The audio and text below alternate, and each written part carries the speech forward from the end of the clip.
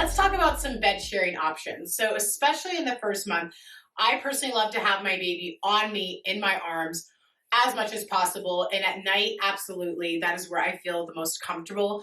Biologically, it is normal to do this. It's just something in our society we've taught people not to do. And as opposed to teaching people not to do it, we should discuss how to do it safely for our babies. So a couple things is that we don't want a ton of pillows. So having pillows like this all around, it's just too much, too many options for baby to not be safe in. So getting rid of those out of the bed is nice. I have a small sleeping pillow for my neck that is a very low profile pillow.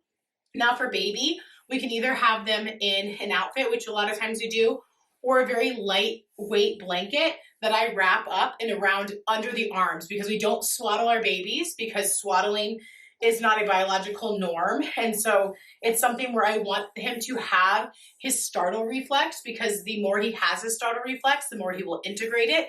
And then he's going to be a more peaceful sleeper. So a lot of times people will wear a swaddle on their baby initially because they really want to help with that peaceful sleep. But long-term, it can make sleep a little bit more challenging because they haven't integrated their startle reflex as quickly as those who have their arms out and are able to startle. So there's a couple different options for bed sharing. The one I want to demonstrate here is what we do, which is going to be my baby in the crook of my arm. So we want to make sure that the blankets are down. So this won't go past my hips. It won't go past my partner's hips. So we need to make sure that we're wearing something warm, so we don't want to pull up our sheets. So I, because I'm breastfeeding, have a sweater on, but one that can open up, right? So like a cardigan. My partner will wear a long sleeve, and if it gets hot, you can take that off. But we want to make sure this blanket doesn't come up. Now, typically in the beginning days, I sleep with my baby on the side that's away from my partner, just because he's extra tired, and it tends to be the mother that's a little bit more alert with their baby because they biologically have their baby.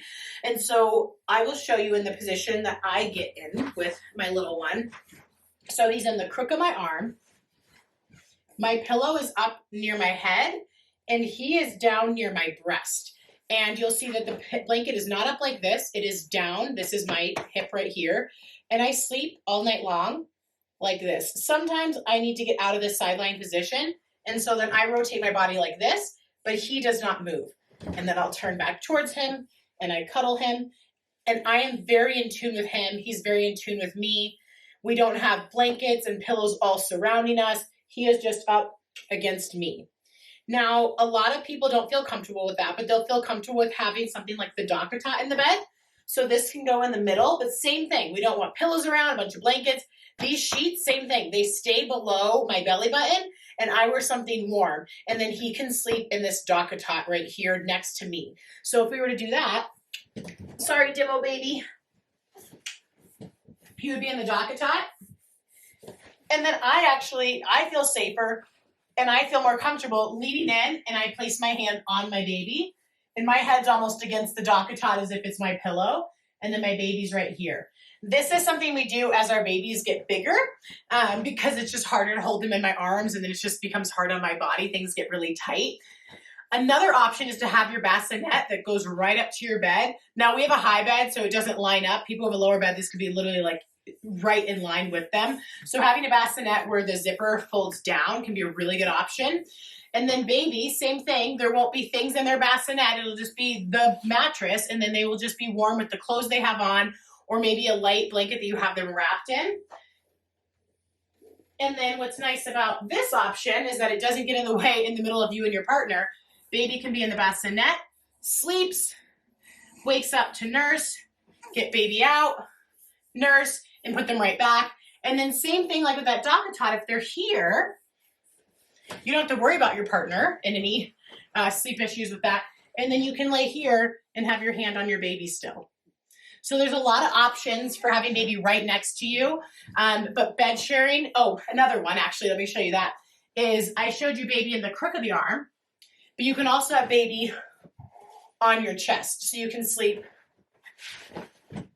with baby on your chest like this as well. And again, same thing, blankets are below and baby is here. And this is a common one that people do, and they just don't tell their providers about it because they don't want to be shamed for bed sharing, as opposed to us providers talking about safe ways to do so. So we just want to take away anything that could cover baby's head, so pillows and blankets, And we want to make sure that we also are being safe with how our state of mind is. So what I mean by that is any substances, alcohol, pot, any other drugs, we want to make sure that we are not on in bed sharing. So if you were on those things, you had a night out and you drank, well then maybe you should just be in Bassinet for the night and shouldn't be in the bed with the family. Any medications, you want to really check in on those. So something like being on ibuprofen, not really a big issue, but something like Ambien for sleep is an issue. So you want to tune into certain medications and substances. We want to make sure that we're not bed sharing just because that could make us too drowsy and not aware of our surroundings. Whereas a mother who's had her baby, who isn't on substances, isn't on medications, is going to be really in tune with her baby biologically. We're bed sharing with the pillows and all the other safety tips. Pillows being away, sheets being down, covering up with, maybe a sweater so that you're warm, but that you don't pull blankets up. All those things are going to make sure that you are putting baby in a good situation and yourself. And you can have a bassinet, you can have a dockatot, or baby can just be in your arms. And there's nothing wrong with doing that as long as you feel comfortable. A lot of people will actually feel safer with this. So just like how we don't want to just tell teens abstinence for sex, we want to tell them also the options for preventing pregnancy and preventing STDs. Same thing with bed sharing. We want to just teach safe options because a lot of people are still going to bed share. We just want to make sure that we can do it in a way that is safe for our babies.